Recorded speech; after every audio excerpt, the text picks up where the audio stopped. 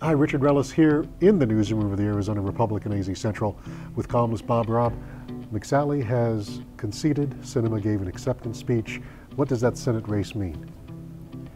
Well, it's extraordinarily good news for Democrats, both in terms of gaining a U.S. Senate seat, but also what it represents about Arizona politics. It says that in the most high-profile race, where the most money was spent, a Democrat can prevail. Now, I don't think that was preordained.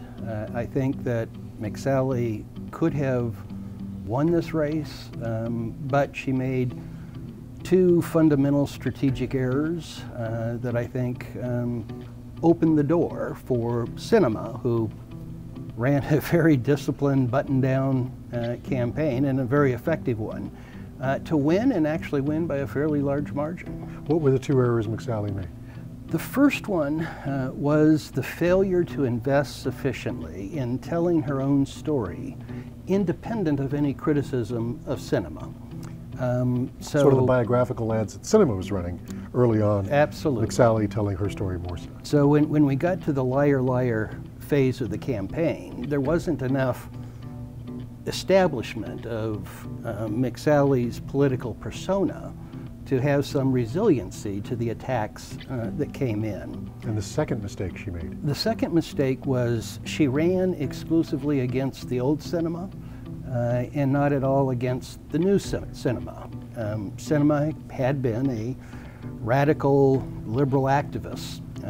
There was plenty in that record to make the attack ads we all saw ad nauseum. But she had a more recent history of being a moderate, constructive member of Congress.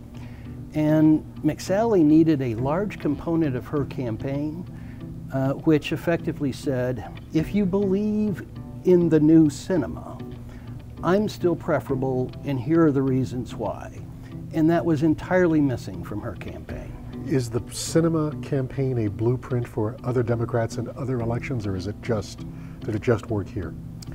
I don't think it's a template for Democrats in other races, in significant part because she acted as though she wasn't a Democrat. The word Democrat never appeared in her ads. She proclaimed herself an independent and even said she wished that parties didn't exist. Those kind of candidates are rarely going to survive a Democratic primary.